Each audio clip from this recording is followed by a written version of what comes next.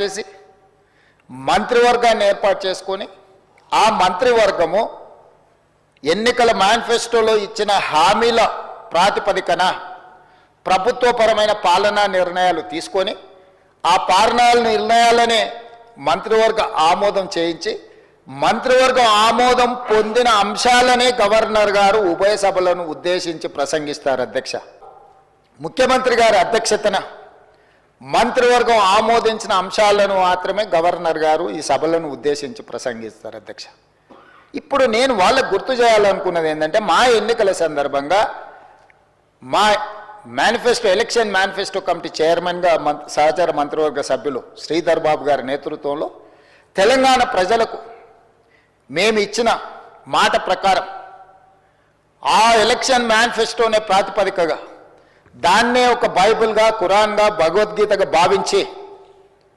చిత్తశుద్ధితోని అందులో ఉన్న అంశాలనే మా ప్రభుత్వం ఈ 15 నెలలుగా అమలు చేసుకుంటూ అమలు చేసిన అంశాలనే మంత్రివర్గంలో ఆమోదించి మంత్రివర్గంలో ఆమోదించిన అంశాలనే గవర్నర్ గారి ప్రసంగం ద్వారా ఉభయ సభలను ఉద్దేశించి 4 కోట్ల తెలంగాణ ప్రజలకు వివరించడం జరిగింది. ఇప్పుడు నేను మిమ్మల్ని అడుగుతున్నా అధ్యక్ష, తమరి ద్వారా వాళ్ళని అడగదలుచుకున్నా నేను, ఇది ఒక ప్రాతిపదిక, దీనికి ఒక చట్టబద్ధత ఉంది.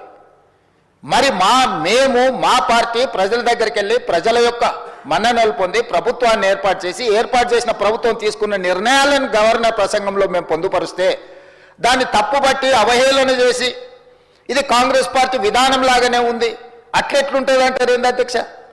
గవర్నర్ గారి ప్రసంగం కాంగ్రెస్ విధానాలకు వ్యతిరేకంగా ఉండదు అధ్యక్ష. ఈ ప్రభుత్వమే కాంగ్రెస్ ప్రభుత్వం, ఇది ప్రజాప్రభుత్వం, ప్రజాపాలన అధ్యక్ష.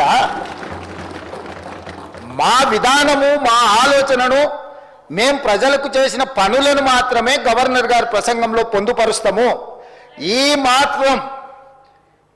మాత్రం అవగాహన లేని వాళ్ళు 10 సంవత్సరాలు మేము మంత్రులుగా పనిచేసినామని చెప్పుకోవడానికి వాళ్ళకి అర్హత ఉందా అని నేను అడుగుతున్నా అధ్యక్ష. 10 సంవత్సరాలు వాళ్ళు ప్రభుత్వం నడిపినప్పుడు ఆనాటి గవర్నర్ ప్రసంగాలు ఆనాటి మంత్రివర్గ ఆమోదం లేకుంటేనే గవర్నర్ గారు సొంతంగా ప్రసంగించిండ్రా అధ్యక్ష? వాళ్ళ గవర్నర్ వ్యవస్థ మీద నమ్మకం లేకపోవచ్చు, మహిళల పట్ల గౌరవం లేకపోవచ్చు, ఆనాటి గవర్నర్ గారిని వారు కించపరిచిండ్రు, అవమానపరిచిండ్రు, అసహ్యకరమైన భాషలో తిట్టిండ్రు అధ్యక్ష. ఇట్లాంటి సాంప్రదాయాలకు కాంగ్రెస్ పార్టీ వ్యతిరేకం, మా ప్రభుత్వం వ్యతిరేకం అధ్యక్ష. మేము ఇట్లాంటి తప్పులు చెయ్యం. గవర్నర్ వ్యవస్థను గౌరవించే బాధ్యత మాది. మనం రాసుకున్న రాజ్యాంగం అధ్యక్ష, ఇది మనం తెచ్చుకున్న రాజ్యాంగం అధ్యక్ష. అందుకే గవర్నర్ గారిని గౌరవించి గవర్నర్ గారి ప్రసంగాన్ని, గవర్నర్ గారి ప్రసంగంలో ఏమైనా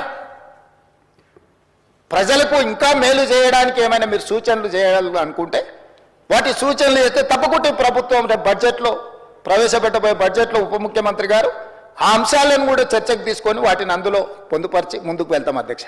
కానీ ఈరోజు వాళ్ళు ఇట్లా మాట్లాడాల్సిందంతా మాట్లాడతాం, ఎవరు మాట్లాడినా అడ్డుకుంటాం, ఆ తర్వాత మేము వెళ్ళిపోతాం. ఖాళీగా ఉన్నది కదా అధ్యక్ష. మన పార్లమెంట్ ఎలక్షన్లు ఇదే జరిగింది కదా అధ్యక్ష. నేనేం చెప్పినా 0 అవుతుంది, గుండు 0 అవుతుంది అని చెప్పిన కదా అధ్యక్ష. ఇట్లనే వివరిస్తే రేపు శాసనసభలు కూడా